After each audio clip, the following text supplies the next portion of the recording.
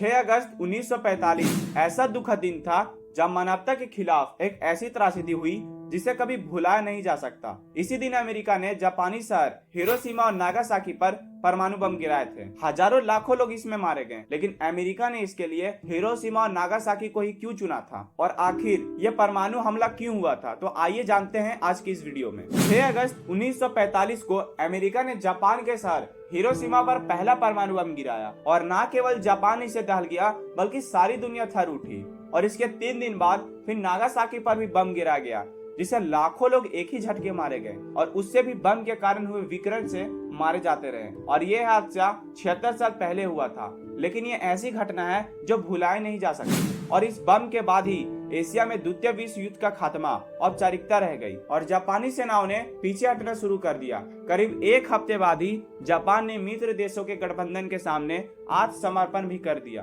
तो आइए अब जानते हैं आखिर क्या हुआ था 6 और 9 अगस्त 1945 को। 1939 में शुरू हुआ दूसरा विश्व युद्ध निर्णायक स्थिति की ओर पहुंच रहा था, लेकिन जापान के हमले थमने का नाम नहीं ले रहे थे। और ऐसे में अमेरिका ने वो कदम उठाया जिसका ना तो दुनिया में किसी को पता था और न ही भविष्य में कोई वो मंजर देखना चाहेगा। 6 अगस्त 1945 को सुबह के करीब 8 बजे हिरोशिमा पर परमाणु बम का जोरदार हमला हुआ और यह हमला इतना जबरदस्त था कि कुछ ही पल में 80,000 से ज्यादा लोगों की मौत हो गई। और बम धमाकों में इतनी गर्मी थी कि लोग सीधे जल गए। 1 मिनट के भीतर हिरोशिमा शहर का 80% हिस्सा राख हो गया। तबाही यही नहीं थमी, इसके बाद हजारों लोग परमाणु विकिरण से जुड़ी बीमारियों के चलते मारे गए। और एक अध्ययन से पता चला कि बम गिरने की जगह के 29 किलोमीटर क्षेत्र में काली बारिश हुई, जिससे मौतें बढ़ी और इस काली बारिश ने अपने संपर्क में आने वाली सभी चीजों को भी दूषित कर दिया। हिरोशिमा शहर में हुए परमाणु बम हमले से जापान उभरा भी नहीं था कि 3 दिन बाद ही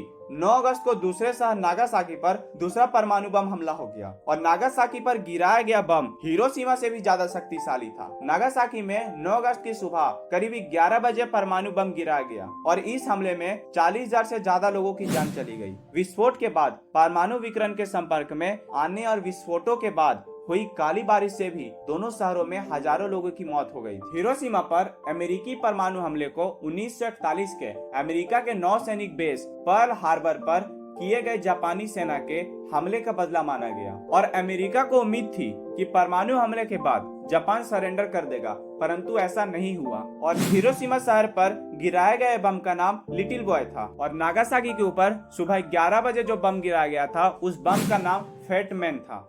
फिर भी यह सवाल, अमेरिका ने क्यों गिराया हिरोशिमा और नागासाकी पर परमाणु बम, इस सवाल का जवाब पर कई मत है। 1945 में जापान और अमेरिका के बीच तनाव बहुत बढ़ गया था। जापान ने इंडो चाइना इलाके पर कब्जा करने की नीति अपनाई, जिससे अमेरिका खफा हो गया था। अमेरिका के तत्कालीन राष्ट्रपति हैरी ट्रूमन को परमाणु बम के उपयोग के अधिकार दे दिए थे, जिससे जापान को युद्ध में आत्मसमर्पण करने में मदद मिल सके। चेतावनी भी दी गई थी। अमेरिका के तत्कालीन राष्ट्रपति हैरी ट्रूमन ने जापान को चेताया था कि अगर वो समर्पण नहीं किया तो अमेरिका जापान को किसी भी शहर को पूरी तरह से बर्बाद करने के लिए तैयार है और अगर जापान ने उनकी शर्तों को नहीं माना तो वो हवा में बर्बादी की बारिश देखने के लिए तैयार रहे। और उन हालातों में जापान ने कोई समझौता नहीं किया। फिर अमेरिका ने बम गिराने का फैसला कर 6 अगस्त को हिरोशिमा पर और 9 अगस्त को नागासाकी पर परमाणु बम गिरा दिए। लेकिन दोस्तों, इस मामले में कुछ और मत भी है जो अमेरिका के जापान पर परमाणु बम गिराने का अलग कारण बताते हैं। इतिहासकार गौर एल्ब्रोजिच ने 1965 में अपने किताब में दलील दी है कि जापान तो उस समय हार ही रहा था, लेकिन अमेरिका युद्ध के बाद सोवियत संघ से शक्ति के मामले में आगे निकलना चाहता था और इसलिए उनसे यह एक तरह का शक्ति प्रदर्शन किया। और यह भी कहा जाता है कि यह मत उस समय सोवियत संघ ने प्रचालित किया था। तो आइए आप जानते हैं कि ये दो शहर हिरोशिमा और नागासाकी को ही क्यों चुना गया। हिरोशिमा और नागासाकी के चुने जाने के पीछे कई कारण थे। अमेरिका के तत्कालीन राष्ट्रपति ट्रूमन चाहते थे कि शहर ऐसे हो जिन पर बम गिरने का पर्याप्त असर हो, जिससे कि जापान के युद्ध क्षमता को सबसे बड़ा नुकसान हो सके। और हिरोशिमा इसके लिए उपयुक्त था क्योंकि यह जापान का 7वां बड़ा शहर था और इसमें अपनी देश की दूसरी सेना और चुकोगो सेना का ये हेडक्वार्टर भी था। आपका बहुमूल्य समय देने के लिए बहुत बहुत धन्यवाद। और अगर आपको वीडियो पसंद आई होगी तो आप हमारे चैनल को सब्सक्राइब करके हमारा मनोबल बढ़ा